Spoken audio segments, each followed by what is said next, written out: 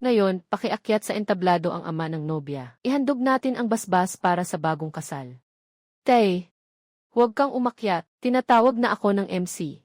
Kung tinatawag ka na, umakyat ka na. Hindi mo man lang ba tinitingnan ang suot mo? Huli nang dumaong ang barko sa pantalan. Hindi na ako abot magpalit ng damit. Kung huli ka na, huwag ka nang bumangon. Hindi pa nga natatanggal ang alikabok sa lailayan ng pantalon mo. Paano ako titingnan ng mga kamag-anak ng pamilya Gu? Nandito ako para magdala ng basbas sa iyo. Hindi iyan basbas.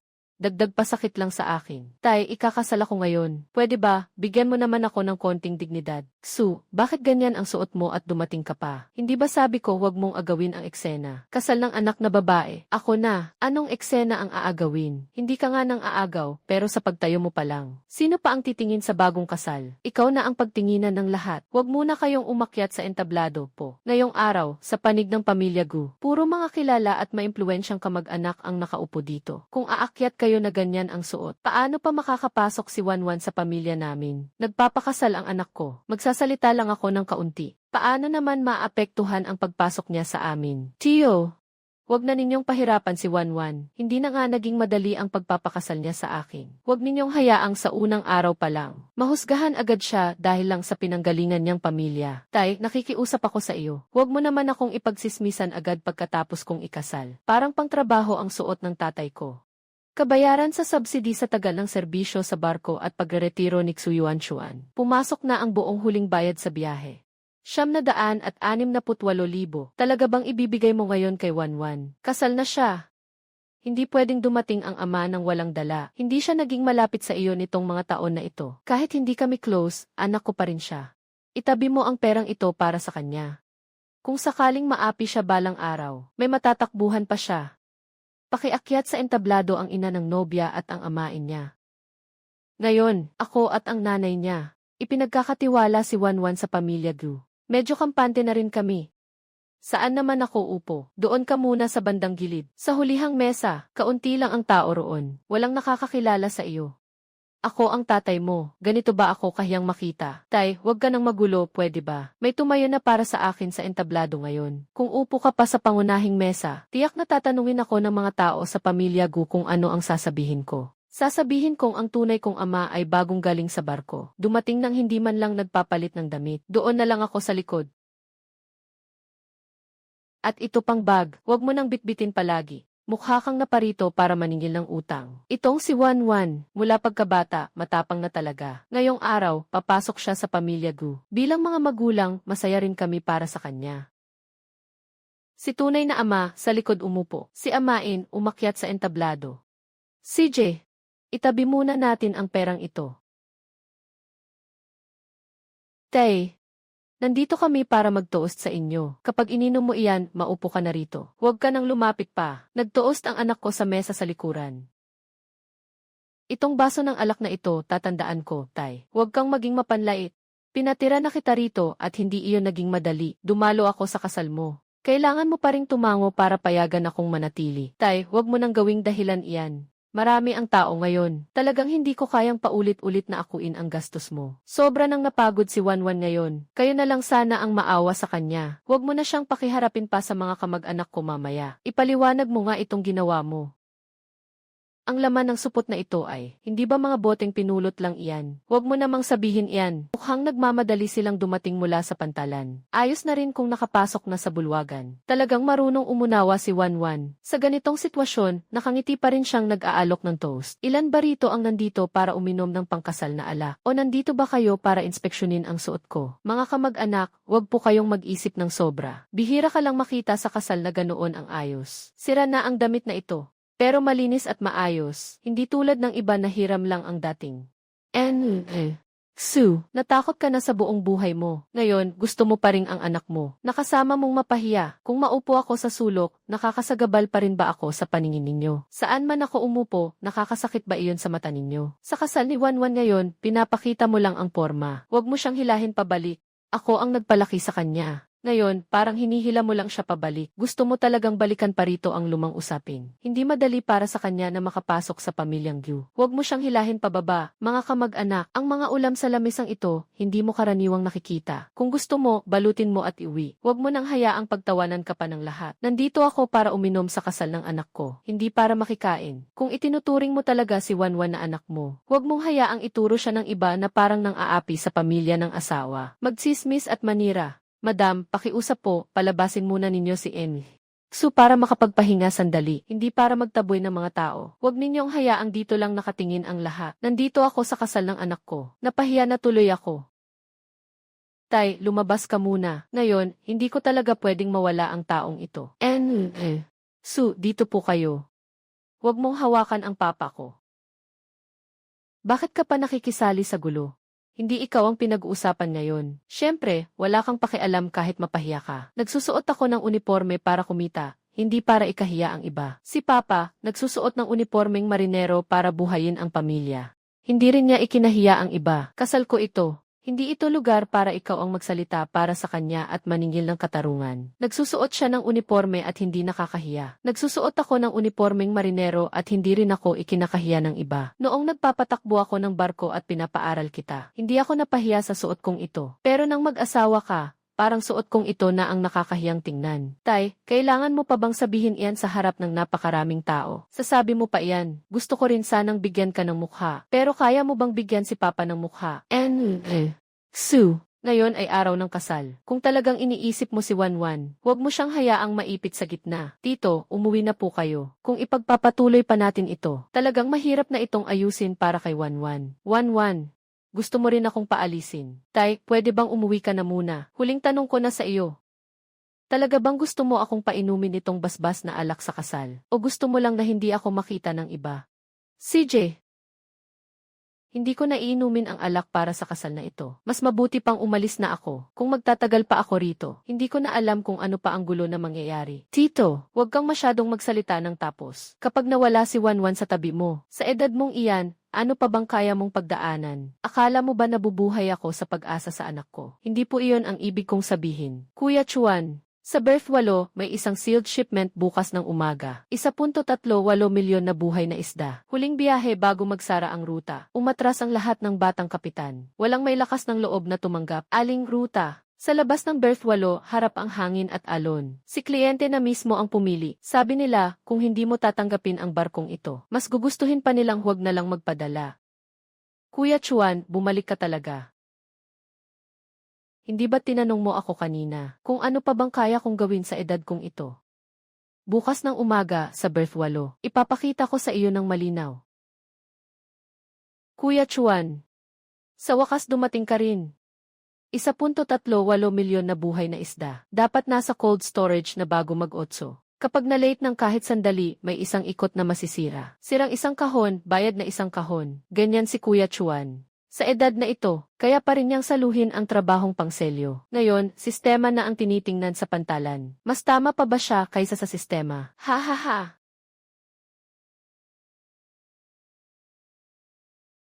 Kuya Chuan, sabi ng sistema, dumaan sa North Gate. Kayo sa ruta ang tinitingnan ng sistema, ako ang alon ang tinitingnan ko. Ang rutang inirerekomenda ng sistema sa North Gate ay haharap sa alon. Yugyog ang mga kargamento. Hindi aabot ang buhay na isda hanggang sa turnover sa bodega. Kailangan nating dumaan sa likod na daang walang hampas ng hangin. Dagdag na 18 minuto. Pero mas matatag ang kargamento. Kung may mangyari sa paglihis ng ruta, sino ang mananagot? Sabi ni Kuya Chuan, umiwas tayo, umiwas tayo. Kailangang may nakatala sa sistema. Kapag nagkaproblema ang paglihis ng ruta, may hahabuling mananagot. Ako ang bahala sa barko. Kapag may totoong nangyari, ako ang mananagot. Tay, mag-ingat ka. Hintayin mo ako sa pampang. Huwag kang lalapit sa lubid. Mas malakas ang alon kaysa kanina. Huwag mong piliting salubungin agad ang alon. Una, patatagin mo ang unahan ng barko. Kuya Chuan, sinasabi pa rin ng sistema na dumaan sa North Gate. Minamadali tayo ng kliyente. Baka hindi na tayo umabot kung ikot pa tayo. Patatagin mo ang unahan ng barko. Huwag mong banggain ng matindi ang alon. Hindi sa init ng ulo pinapagana ang barko. Pero ang sistema, wala sa barko ang sistema. Nasa barko ka.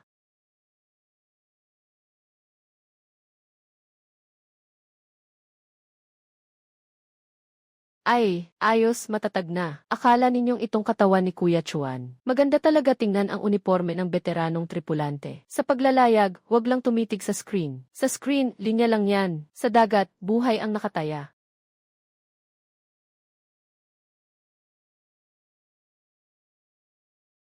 Mang Xu, mabuti na lang at nandito kayo. Sa susunod, pwede bang kayo na agad ang lapitan kapag may urgent sa pantalan? Trabaho, ako ang tatanggap.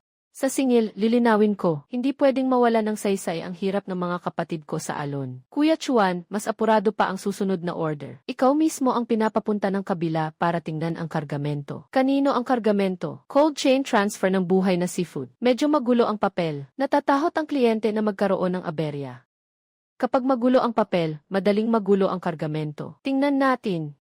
Sila isang kopya ng shipping note. Si Xiao Zeng, isang kopya ng cargo securing. Kayo na ang may hawak niyan. Kuya Chuan, muntik na akong mapunta sa maling linya. Akin din ba ang perang ito? Kapag mali, itama agad. Saka ka palang makakapaglayad.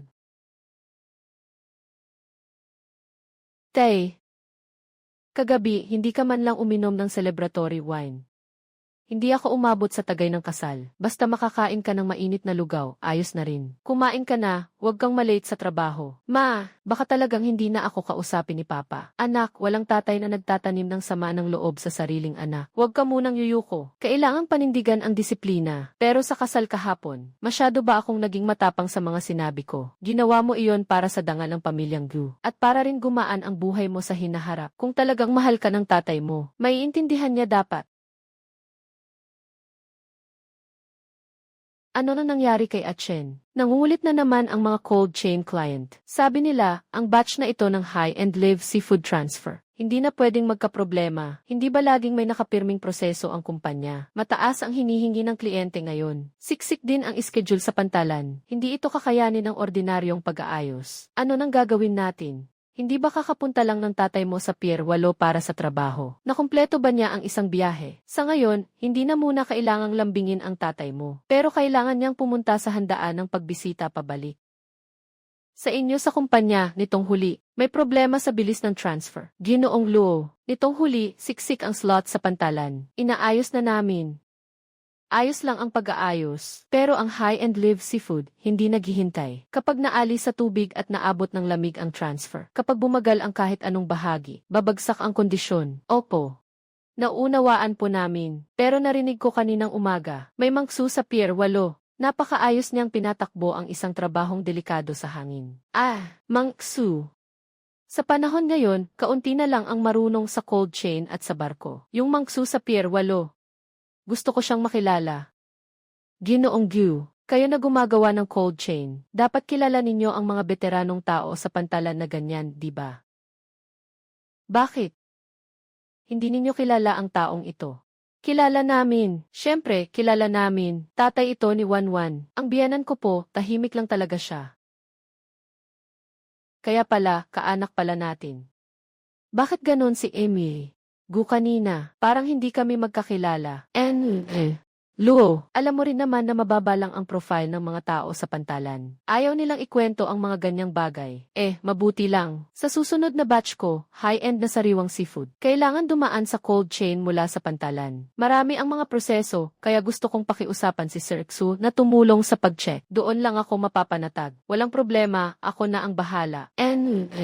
Gu, hindi pwedeng masira ang kondisyon ng kargamento na ito. Ang kailangan ko ay siguradong maayos. Hindi yung mga salitang pampalubag loob. Huwag po kayong mag-alala. Aayusin ko agad. Bukas kailangan ko nang makita si Sir Xu. CJ, tatawagan ko ngayon ang tatay mo. Pero kagagawa lang ng gulo ng kasal. Hindi na ngayon usapin kung gusto mo o hindi. Ang sabi ng kliyente, agad mo siyang tawagan.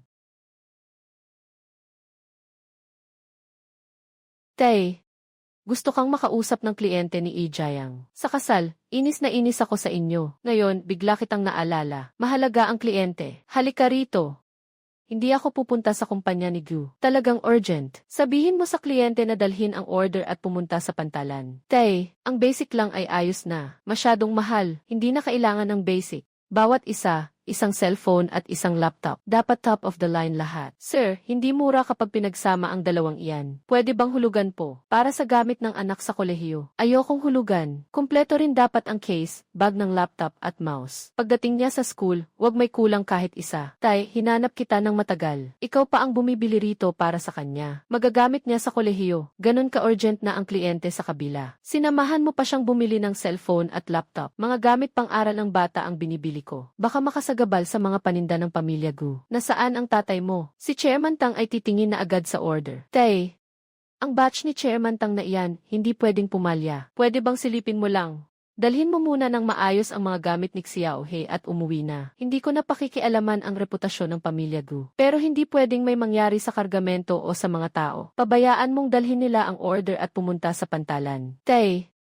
si Chairman Tang mismo ang pumunta. Tingnan po ninyo ang bagay na ito. Sa kasal, tiyo ang tawag. Ngayon, tay na.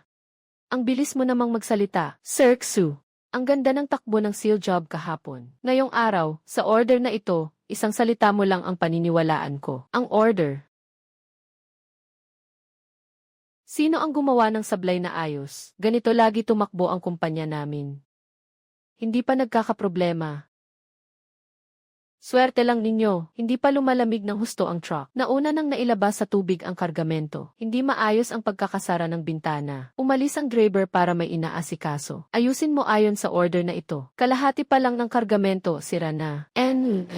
Gu, ito ba ang sinasabi mong maayos? Palamigin muna ang truck bago kargahan ang mga paninda. Buksan muna ang bintana, saka ilagay ang driver. Huwag kang magbaba ng masyadong madali. Mas kaunting danyos, mas kaunting gasto sa ayos. Gawin na lang natin ayon sa sinabi ni Master Xu. Tang, makakasiguro po kayo. Ganyan din naman. Iyan ang planong ihanda namin ng maaga. Huwag kang makapal ang mukha at magpasika. Ako ang bubuhay sa inyo. Ikaw na ang kumuha ng gantimpala. Hindi naman tumitigil kumain ang tatay mo sa pantalan. Noong araw ng kasal, nasa lumang bag na iyon. Tiyak na may ilang basurang piraso roon. Hindi ko nakita ng malinaw. Kung hindi mo nakita ng malinaw, pumunta ka sa loob. Hindi ba walang silbi ang tatay mo? Kasi dati hindi mo naman nailabas. Ang silbi niya, nakikita ko na ng malinaw. Nasa lumang bag na iyon. Ano pa ba talaga ang laman? Master Xu, ang order na ito, sa inyo na ang tingin ko. Sa loob ko, totoo ang paghawak ko dito. Tang, wag po kayong mag-alala. Matatag ang negosyo ng aming kumpanya sa matalinong paggawa ng barko. Kung matatag ang barko o hindi, hindi ko alam. Kaya ko lang po kay Master Xu. Tay, sa barko, sistema ang sinusunod. Pagdating ninyo, wag ninyong basta baguhin ang ruta. Wag ninyong ipaubaya sa sirang sistema mo. Ipadaan mo lang ang kargamento sa guwang, ayos na. Hayaang ang sistema ang magpadiretso sa linya. Kapag diretso ang abante, parang kargadong kahon na sumasalpok sa alon. Kumaliwa ng 12 degree, dumikit sa gilid ng alon at gumalaw. Sabi ni Gu, mag-ulat daw sa pantalan ang naglihis ng ruta. Sa panel, lumalabas na gusto ninyong maglihis ng ruta. Sa panel, lumalabas na gusto ninyong maglihis ng ruta, 20.5. Ayon sa sistema, 20.07 ang takbo. 12.5, ayon sa sistema ay 72.00 ang takbo. Ayon sa sistema nyo ang sundin. Pagdating ng kargamento sa Pampang, kalahati ng barko ay patay na karga na. Ang barkong ito ay ilang milyong halaga. Mas eksakto pa ang sistema kaysa sa iyo. Kung gayon, ipasuyo mo sa sistema na sumisid at manghuli ng kargamento. Malakas umalog ang mga kahon ng kargamento. Iminumungkahi ng sistema na bawasan ang bigat para maprotektahan ang barko. Unahin ang barko. Kung kailangang itapon ang kargamento, itapon. Itapon ang kargamento ni Emily. Tang, mukha mo ang hindi ko kailangan, ang gusto ko pa rin ay ang akin. Isara ang otomatikong angkla. Huwag kang bangga ng bangga sa alon. Tandaan mo, sa dagat hindi pwedeng magmalaki. Hindi sasagutin ng alon ang estilo mo. Tay, bali ang ginawa mong operasyon kanina. Kapag tumaob ang barko, mapapabayaran mo ba ang 2,000 kilo kung ari-arian? Hindi naman nabawasan ng kalahating kilo ang kargamento. Buong barko kailangang mailigtas, mula dulo hanggang dulo. Sundin mo ang sistema mo. Ang batch ng kargamentong ito. Ngayong nasa dagat na at pinapakain na lang ang isda. Ikaw ay walang ayos at walang disiplina. Hindi mo man lang pinapansin ang mga patakaran ng kumpanya. Ang mga tuntunin at sistema nito. Sa isip, dahil magkaiba ang proseso. Sa pagkakataong ito, para na rin akong nagtrabaho ng libre. 1 sentimo ng sahod, hindi ko tatanggapin. Sa susunod na kontrata, humanap na lang kayo ng mas magaling. Ang maliit na bangkang nasa ibaba, agad na ibigay ang pwesto. Ang lugar na ito ay inookupa na ng Shenglan Group. Akin. Hindi pa namin naibaba ang batch ng premium na sariwang isda. Ilipat na ngayon ang posisyon. Kapag naputol ang cold chain, lahat ng kargamento ay sisirain. Iyan ay problema mo, wala akong pakialam. Bigyan ko kayo ng 5 minuto para pag-isipan. Bilisan mo, pumunta ka at kalagan ang pantali. Unang dumating, unang aasikaso. Ngayong araw, hindi matatapos ang pag-unload sa kargamento ng barkong ito. Walang gagalaw sa lubid na ito. Matanda. Naunawaan mo ba kung ano ang ibig sabihin ng lakas ng malaking kumpanya? Low tide ngayon, itong 10,000 toneladang barko mo. Kung usad pa ng 4 na metro, tiyak na ma-stuck na. Kung hindi ka naniniwala, subukan mo.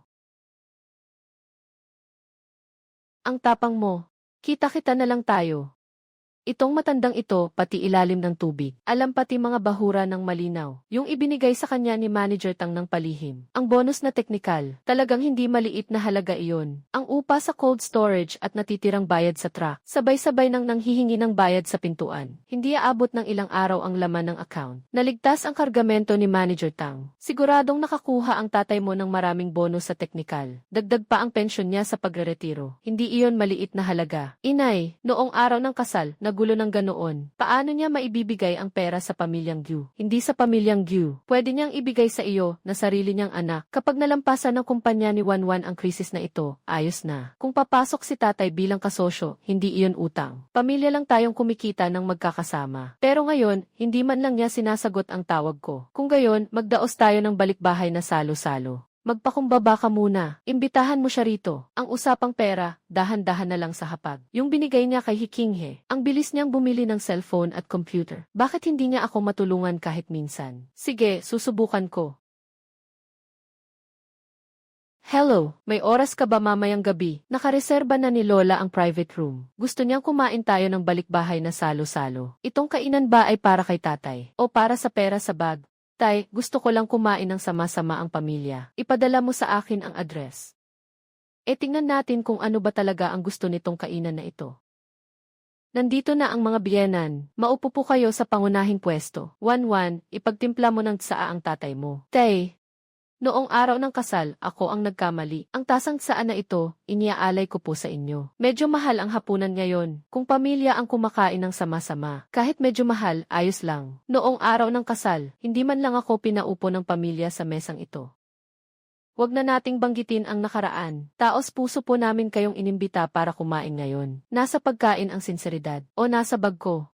Ang husay ninyo sa pantalan, nakita naming lahat, mahirap talaga ang paglalayag, mas mabuti pang sumama kayo sa amin sa hinaharap. Sa negosyo ng refrigerated logistics, may magandang proyekto ang kumpanya kamakailan. Kulang lang sa pondo para sa pag-ikot ng puhunan. Kung magiging kasosyo po kayo, hindi ko kulangin ang dibidendo. Mga biyenan, ang perang nakatingga ay nakatingga lang. Makakatulong din sa mga bata iyan. Mula ngayon, pamilya na tayo. Dapat sabay ding pinaghahatsian ang biyaya. Talaga bang ganoon karaming pera ang nasa bag niya? Pera ba? Ang technical bonus mula sa panig ni Emil. Tang, dagdag pa ang retirement pay na hawak ninyo. Ang perang ito ay sakto bilang panimulang puhunan. Maaari nang mapagkasunduan ito ngayon. Nga, si Wanwan ay tunay ninyong anak. Kung hindi kayo tutulong, sino pa? Wanwan. Ganyan din ba ang iniisip mo? Ako lang naman, gusto ko lang munang malampasan ng pamilya Gu ang pagsubok na ito. Naiintindihan ko na. Gusto ninyong malaman kung magkano ang pera ko sa bag, hindi ba? Sige, tingnan ninyong mabuti. Gusto ninyong makita kung ano ang nasa bag ko, hindi ba? Ito lang. Tay, ano bang nangyayari dito? Noong mga nakaraang taon, naglayag ako sa malalayong dagat. May isang magulong transaksyon akong inasikaso para sa iba. Hindi pa nalilinaw ang mga bayarin. Nandito ako ngayon para tanungin kayo kung pwede ninyo akong tulungan. Biyenan, sa ganitong usapin, mahirap din kaming makialam, hindi ba? Tay, ito. Hindi po ba ito biro? Iginagalang po namin kayo bilang nakatatanda at gusto namin kayong isama sa pagkita ng pera. Pero kayo pa. Dinalhan pa kami ng kalat na mga account para subukin kami. Kagagaling lang, hindi ba sabi ninyo pamilya tayo? Kahit pamilya, dapat alam din ang kaya. Critical ang kumpanya ngayon, hindi pwedeng matingga dahil sa ganitong usapin. Tay, bakit hindi ninyo agad sinabi? Akala ko tutulong talaga kayo kay Ijayang. Kaya, ang matutulungan ko lang ay si Tay. Kung hindi makakatulong, pabigat lang. Biyenan, huwag pong masyadong mabigat ang mga salita. Bago pa lang pumasok si Wanwan sa pamilya Gu, hindi pwedeng sa simula pa lang pasanan niya ang lahat ng abalang ito. Sige, malinaw na sa akin ang hapunang ito. Tay, sa susunod, ang ganitong klase ng pagkain, huwag na ninyo akong tawagin.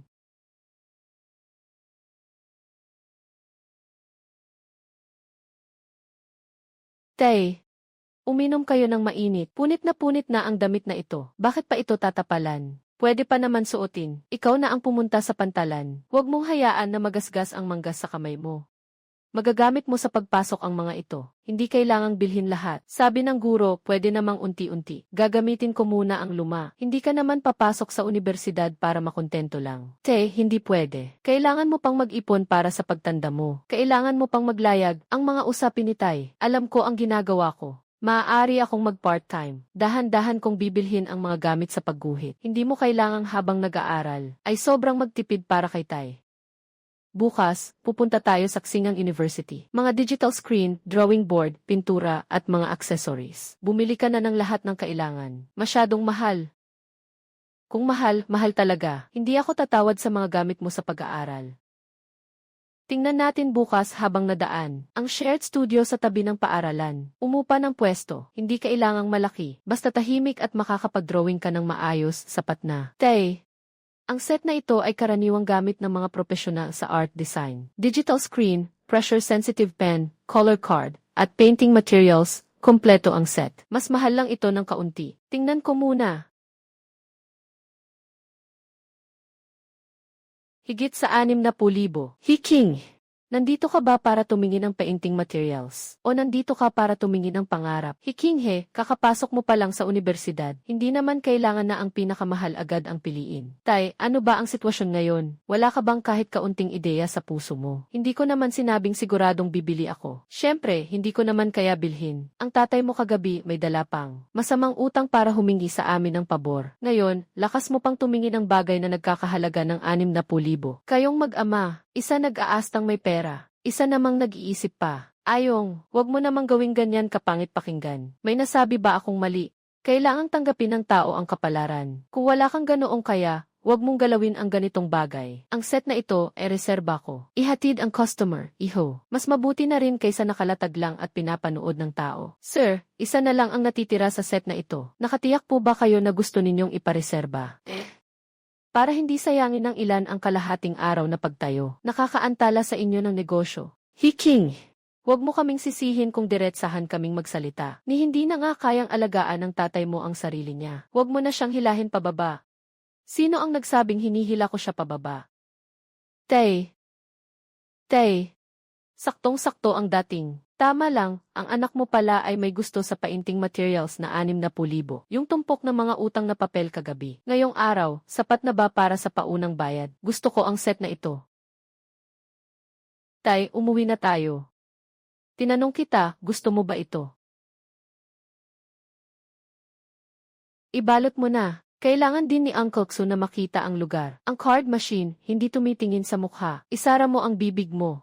Ano mang gusto ng anak ko, bibilhin ko para sa kanya. Tay, huwag kang magpilit para lang mapanatili ang pride mo. Talagang hindi ubra. Ikaw ang pangit. Sa kasal, sinabi mong pangit ako. Kagabi sa hapag, sinabi mong istorbo ako. Ngayon, bibili ako ng mga gusto ng anak ko. May reklamo ka pa. He, Uncle Xu, huwag kang matigas ang ulo. Hindi na aabot ang natitirang balance. Lahat tayo mapapahiya dahil sa iyo.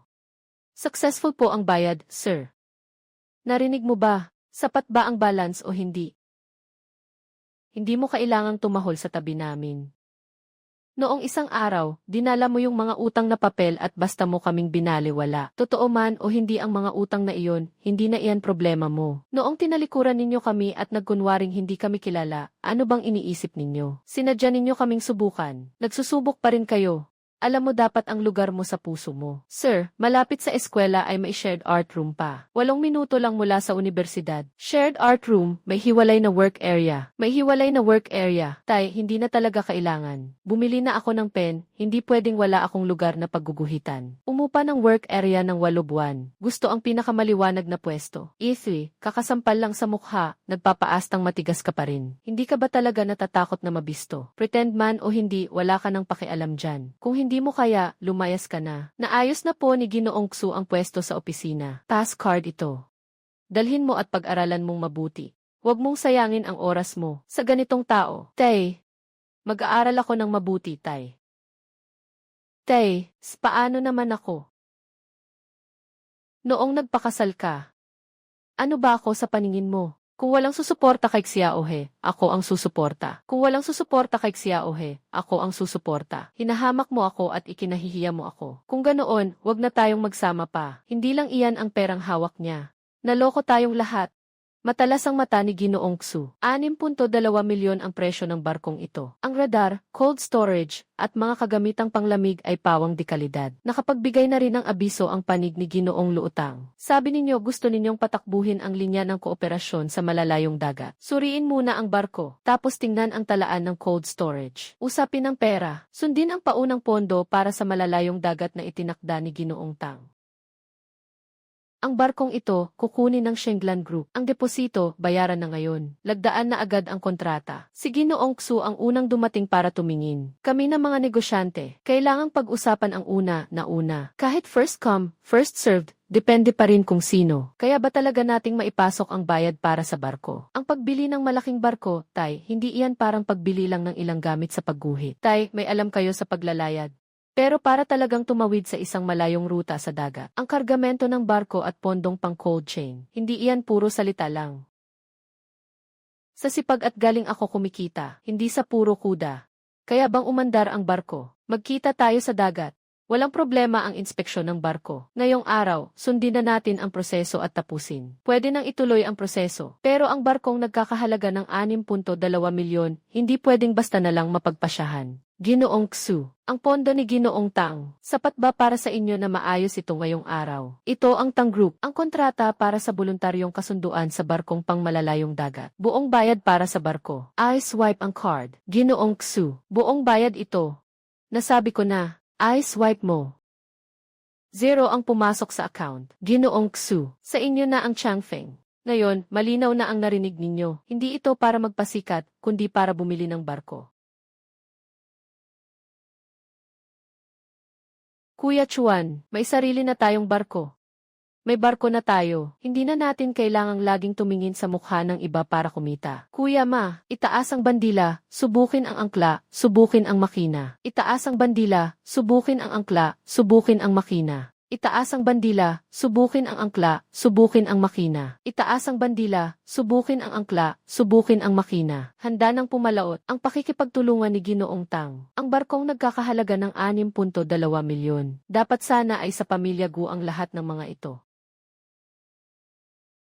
Ginoong Gu, gusto mo pa ring bumawi? Chairman Qin, nasa akin ang dating mapa ng ruta sa bukas na dagat ni Xuyuan Chuan. Isama niyo po ako. Sa bukas na dagat, hindi ko hahayaang umusad ng maayos ang Changfeng niya.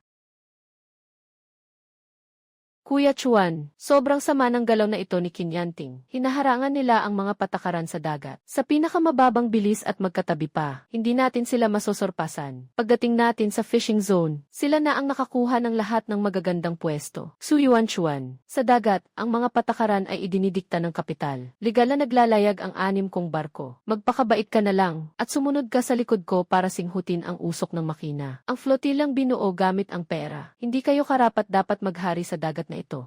Kanan ng todo, pumasok sa Wujia Waterway. Palaging makapal ang hamog sa lugar ni Kuya Chuan. Puno rin ng mga bahura, hindi iyon kayang lampasan ng radar. Madaling sumadsad doon. Hindi iyon masipat ng radar, gamit ang pandinig ko. Buong bilis pasulong.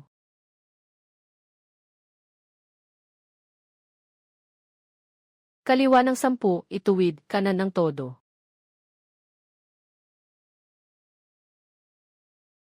Imposible iyan. Naglalakas loob siyang pumasok ng bulag sa Wujia Waterway.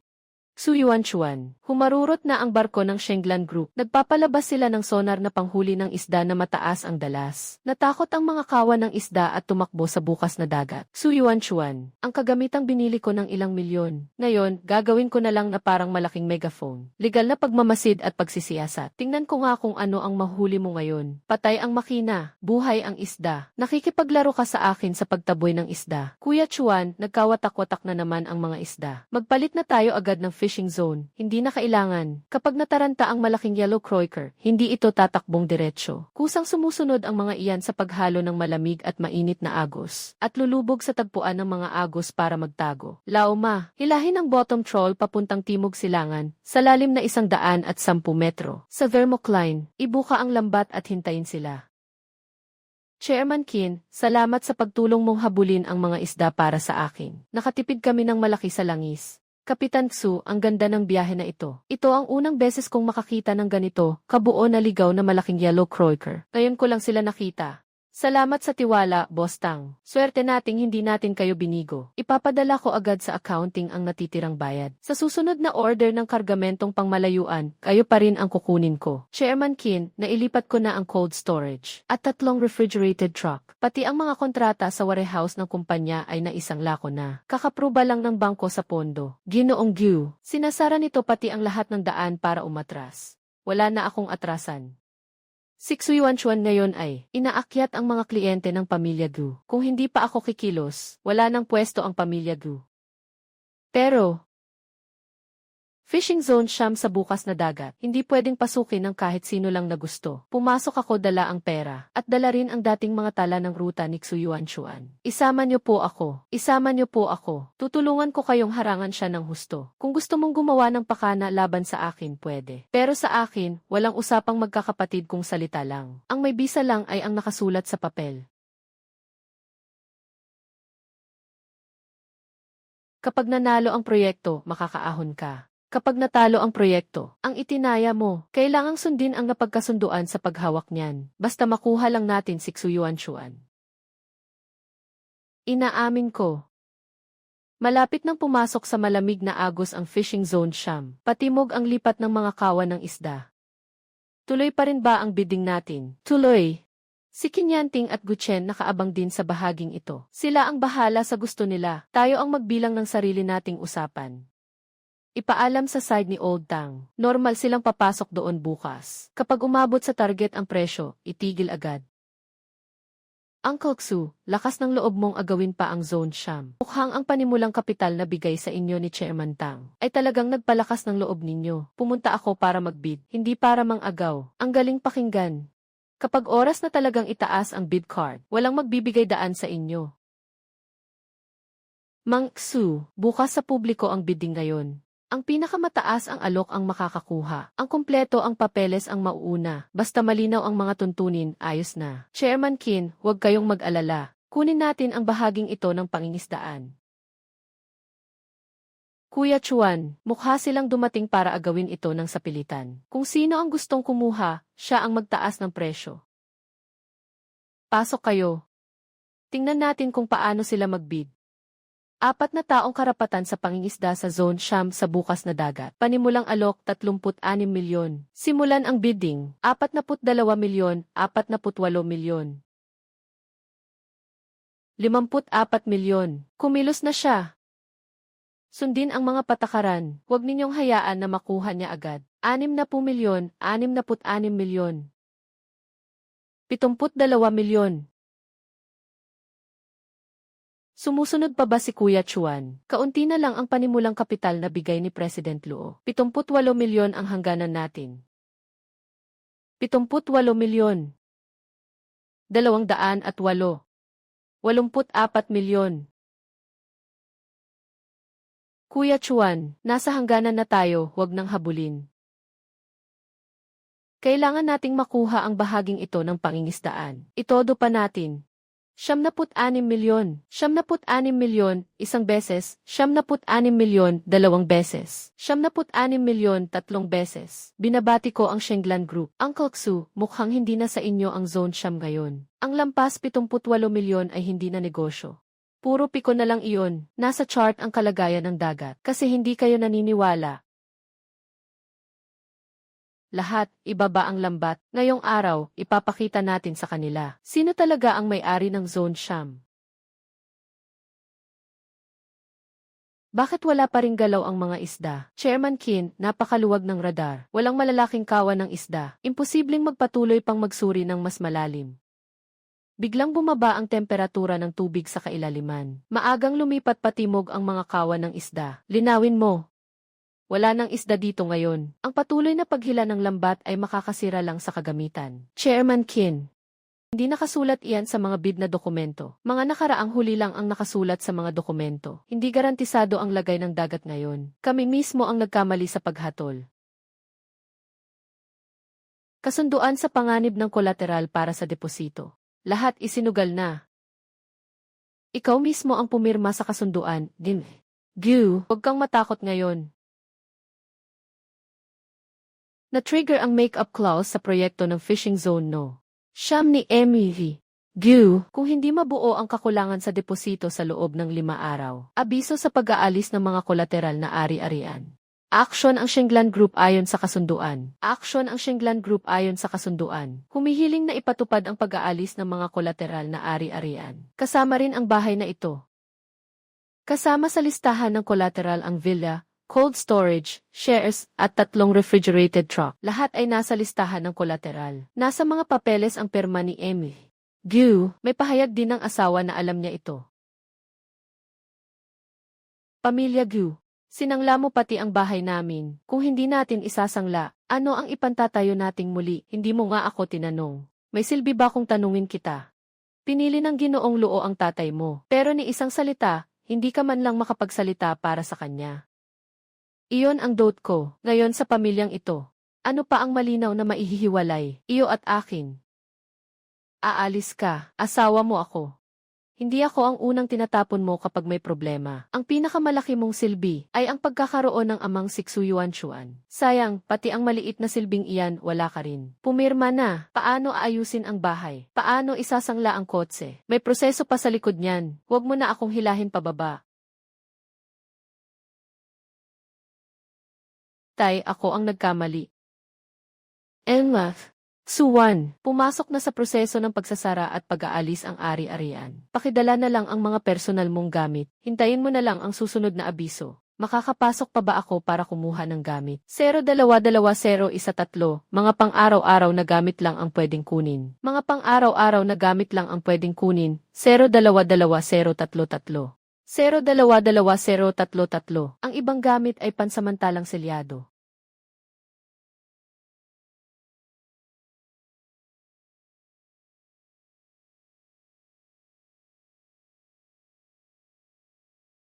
Tay, ako ang nagkamali. Itinulak ko palayo ang mga taong talagang nagmamalasakit sa akin. At pinaliit ko rin ang sarili kong landas. Ngayon may handover ng cold chain cooperation sa labas. Dapat steady ang paglabas ng kargamento. Huwag magmadali. Naiintindihan ko na. Kapag nagulo, ang kargamento ang masasira at patitiwala ng kliyente. Ang rutang ito, sundin natin ang sabi ni Mang Xu. Marunong siya sa dagat at sa kargamento. Noon, inisip kong luma na siya at nakakahiyang kasama. Ngayon ko lang naintindihan na hindi siya umaasa sa paepal, kundi sa galing na nakuha niya sa paulit-ulit na biyahe. Huwag munang patagalin ang refrigerated truck. Kuya Chuan, ang ocean freight na sariwang kargamento ni Amy Luo. Dadaan sa Hejiao Triangle. Magulo ang hampas ng hangin sa bahaging iyon ng dagat. Kailangang magdagdag ng yelo sa kalagitnaan sa Hejiao Island. Nakumpirma na ba ang bintana sa Hejiao Island? Isang huling schedule na lang ang kulang. Hindi biro ang Hejiao Triangle. Backup na unit ng cold storage at ice hold. Suriin ninyong lahat muli. Naiintindihan. Tiwala sa atin si Amy Luo. Tiwala siyang maihahatid natin pabalik ng ligtas ang kargamento. Fishing zone no. Siyam, malaki ang talong sa hakbang na ito. Kailangan ng board ng resulta. Sa susunod na biyahe ni Xuyuan-chuan, dadaan siya sa linya ng Hejiao Triangle. Sa gitna ng biyahe, kailangan munang dumaan sa Hejiao Island para magdagdag ng yelo. Ano pa ba ang maipapakita mo ngayon?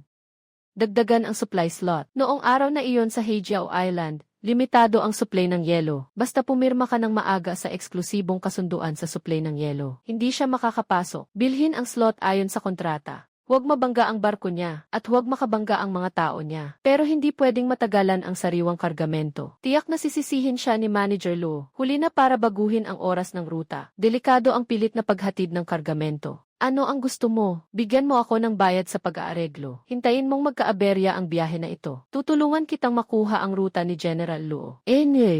Hindi ka natatalo sa kamay ni Xuyuan-Chuan. Natatalo ka sa sarili mong padalos-dalos. Tawagan ng istasyon ng supply sa Hejiao Island. Bilhin sa pinakamataas na presyo ang lahat ng supply slot sa araw na iyon. Xuyuan-Chuan, malakas ang bagyo sa ruta ng Hejiao Triangle. Kung walang yelo, tingnan natin kung paano mo maibabalik ang kargamento. Manager, noong araw na iyon sa Hejiao Island, ang supply slot. Nabili na namin iyon ayon sa kasunduan. Walang problema sa kasunduan. Nagpasa na rin ng aplikasyon sa pwesto ang Changfeng. Sundin ang mga patakaran. Kung sino ang unang mag-lock ng slot, siya ang mauuna. Kailangan mo lang maglabas ng isang abiso. Abiso ng inspeksyon at pagkumpuni ng kagamitan at pagsasaayos ng dami ng supply. Napakahirap basahin ang abiso. Sabihin mo lang na sa araw na iyon ay may inspeksyon at pagkumpuni ng kagamitan sa supply. Pansamantalang bawasan ang dami ng supply para sa mga barkong galing sa labas. Sa ganito, mapipilitan ang Changfeng na magpalit ng ruta. Ang linya ng Hejiao Triangle. Kapag nagpalit ng ruta, malilate. Kung hindi magpapalit ng ruta, kukulangin sa yelo. Kung muling pumalaot si Xuyuan-Chuan, hindi rin siya makakalikha ng yelo mula sa wala. Tandaan mo, hindi natin babanggain ang barko niya. At hindi rin natin sasagiin ang mga tao niya. Gumawa lang ayon sa kontrata at sa mga patakaran ng slot. Sino riyan sa labas? Tumigil ka riyan. Hindi ka pwedeng umalis doon. Sa likod ay may naglo-load ng kargamento. Pabalikin mo siya. Ang sinabi ko kanina, hindi dapat marinig ng iba.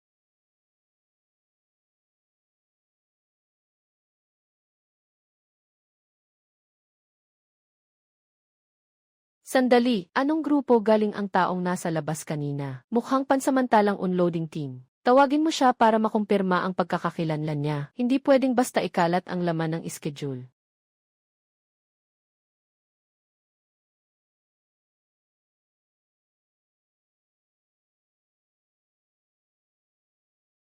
Suwan, ikaw ba iyan?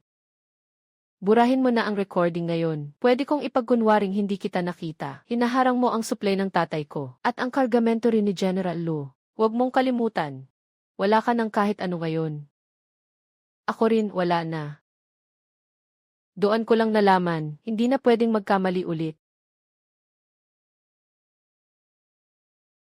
Tay, hindi na mapupunan ang supply ng yelo sa Hejiao Island. Hinarangan nila ang slot. Tay, hindi na mapupunan ang supply ng yelo sa Hejiao Island. Hinarangan nila ang slot.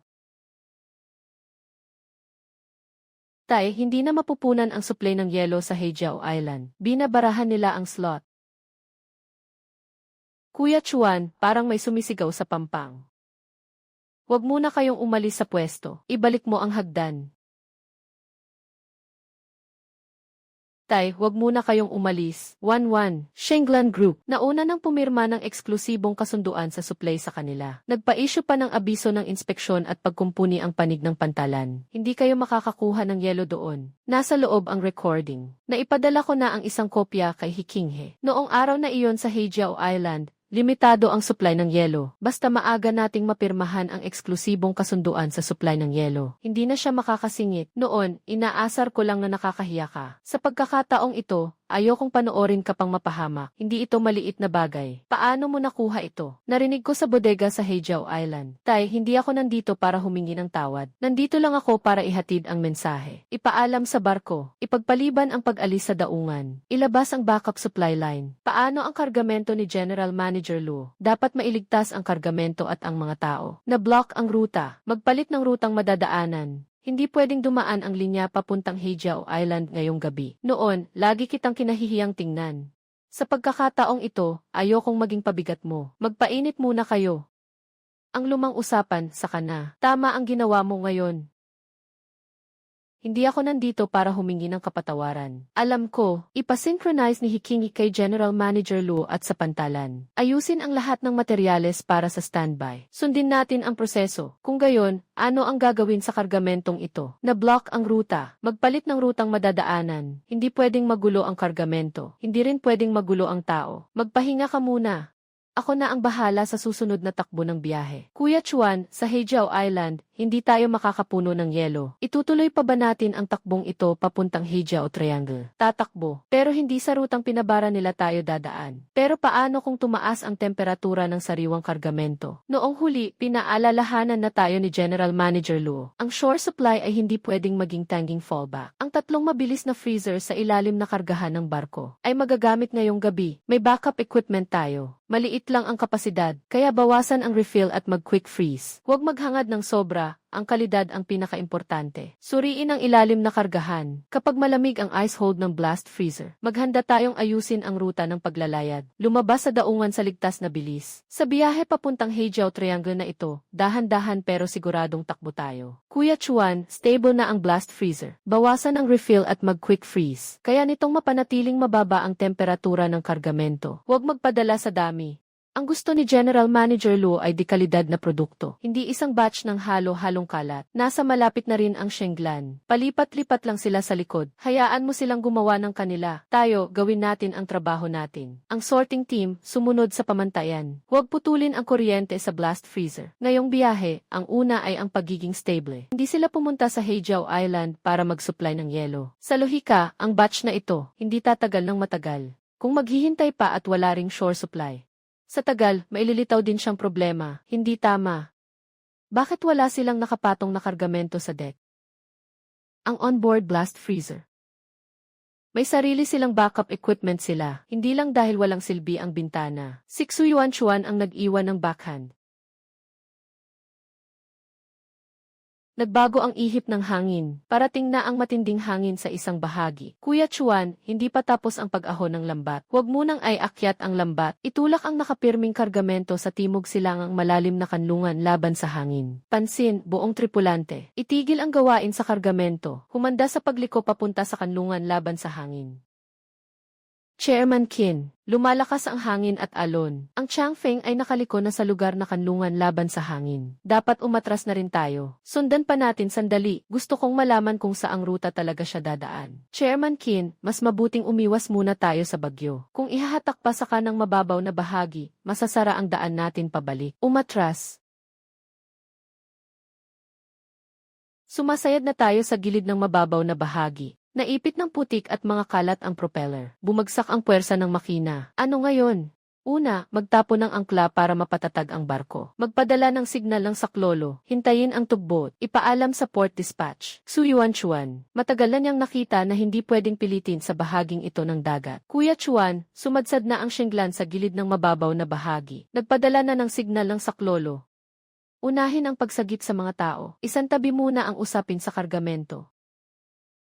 Ang Changfeng at Shenglan ay humihingi ng tulong para makaalis sa panganib. Kuya Chuan, kanina lang hinarang pa nila ang supply natin. Sa dagat, tao muna ang iligtas. Huwag isingil ang lahat sa gitna ng unos. Panatilihin ng Shenglan ang posisyon ng angkla. Lumayo ang lahat sa mapanganib na kubyerta. Lalapit tayo para maghagis ng kable. I-synchronize ang tala ng pagsagip sa port dispatch. Susunod, aayusin ayon sa proseso ng maritime. Handang tumulong ang Changfeng. Hinihiling nilang panatilihin natin ang komunikasyon. Ayusin ang anggulo ng paghulog ng angkla ng naaayon. Talagang dumating siya para sumagip.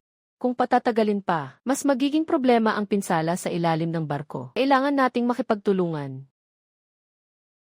Makikipagtulungan ang Shenglan sa pagsagip. Hinarangan natin ang daan niya.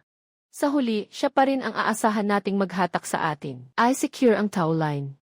Panatilihing nasa gitna ang timon ng Shenglan. Lahat, layo sa bahaging hinihila ng lubid. Huwag hilahin ng madiin. Palabasin ito kasabay ng alon. Matagal ko na itong pinagplanuhan. Sa huli, pati buhay ko siya pa rin ang nagligtas. Ay verify ang kaligtasan ng lahat. Saka na ang iba. Ginoong Kinyanting, Ginoong Guchen, pakiusap, maghintay muna kayo. Tungkol sa hindi pangkaraniwang pagkakandado ng supply slot sa Hejiao Island, abiso ng pansamantalang pagsuspinde ng operasyon, at ang bahagyang pagsadsad ng Shenglan. Kailangan ng kooperasyon ninyo sa investigasyon. Isa lang itong normal na ayos sa negosyo. Talaga bang normal na ayos iyan? Kailangang tingnan ang mga tala ng kontrata, komunikasyon at dispatch. Pansamantalang sinuspinde ng board ang kasunod na proyekto sa fishing zone no. Siyam, ang supply sa Hilagang Suburb at sa Hejiao Island. Lahat ng kaugnay na kontrata ay sumailalim na rin sa internal review. Ngayon, sa akin ninyo isinasalpak ang responsibilidad. Hindi ito pagsisi. Sinusuri lang ayon sa proseso ang mga dokumento ng supply na ibinigay ng pamilyang Gu. Kasabay ding susuriin ang mga dokumentong sangla at ang kasunduang panghambing. Iyan ang kailangan ng proyekto. Wala akong nilabag. Hindi dito sa pantalan pinagtatalunan kung may nilabag o wala. Pakiusap, makipagtulungan muna kayo at magbigay ng salaysay. Chairman Qin, magsalita po kayo. Ikaw ang nagsumite ng mga dokumento ng pamilyang Gu. Sa iyo rin ang galing ang ideya. Huwag mong isipin na magtatago ka sa likuran ko ngayon.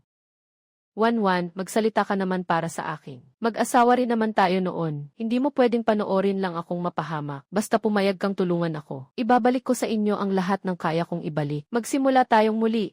Guchen.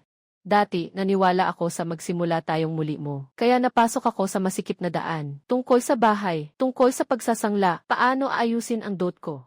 Sundin natin ang proseso. Hindi ako magsisinungaling para sa inyo. At hindi na rin kita ipagmamakaawa. Tara, umuwi muna tayo. Tay, gusto ko munang pirmahan ang mga papeles na kailangan. Noon, lagi akong umiiwas. Sa pagkakataong ito, hindi na ako iiwas. Tungkol sa paghawak ng mga asset, may desisyon na ang korte. Ang dapat mabawi, bawiin. Ang dapat akuin, akuin. Mga dokumento ng hatol. Ang pananagutan, akuin. Mas gumaan na ang loob ko. Noon, lagi akong natatakot mapahiya. Natakot akong maliitin ako ng iba. Sa huli ko lang napagtanto na ang dapat kong katakutan ay ang hindi pagiging matatag ko. Hindi pa huli kung malinaw mo na itong nakikita. Ano ang plano mo pagkatapos? Tay, ayokong pagdating ko roon, sa opisina agad ako maupo. Ayokong may magtabi ng pwesto para sa akin. Gusto kong magtrabaho sa pantalan bilang tagatala ng kargamento. Magsimula sa pinakapayak ng mga papel, at matuto mula sa talaan ng temperatura ng mga container. Hindi magaan ang trabaho sa pantalan. Alam ko, noon, sinisisi kita na sa pantalan ka lang, salanta sa hangin at araw. Akala ko hindi iyon marangal. Ngayon ko lang naunawaan na ang tunay na dangal ay sa sariling pagsisikap at sipag. Doon talaga may dignidad. Sige, bukas mag-report ka na sa pantalan. Matuto ka mula sa simula kay Lauma. Kapag nagkamali, itama. Kapag mabagal, mag-ensayo. Huwag matakot mapahiya. Kumpirmado ang tala ng temperatura ng sasakyan 5. Tugma rin ang serial ng selyo. Maestro, dahan-dahan lang sa biyahe. Maligayang bagong taon. Ate, walang mali sa huling batch. Sabi ni Tito Lauma, ikaw, ang pinakatatag gumawa ng line sheet ngayong buwan. Hindi naging madali ang taon na ito para kay Kuya Chuan. Nalusutan niya ang unos at alon. Nagkamali man, nagbago rin. Buti na lang, malinaw ang bawat kargamento. At ligtas ang lahat. Magtrabaho ka kay Master Xu. Nakakapagod, pero panatag ang loob. Tay, uminom po kayo ng mainit. Bawasan niyo ang alak. Malamig pa rin sa gabi. Buong taong ito, hindi tayo dumaan sa madilim na paraan, at wala tayong inagawa ng pakinabang. Kung sa dagat tayo kumakain, igalang natin ang dagat. Kung sa husay tayo kumikita, pag-usayin natin ng husto ang ating kakayahan. Mula ngayon, gaano man karami ang mga barko, o gaano man karami ang trabaho, tandaan natin ito, dapat matatag ang kargamento. Dapat tama ang tao at malinaw ang talaan. Tama iyan. Manigong bagong taon. Tay, manigong bagong taon. Manigong bagong taon. Dahan-dahan lang mula ngayon. Mahaba pa ang daan.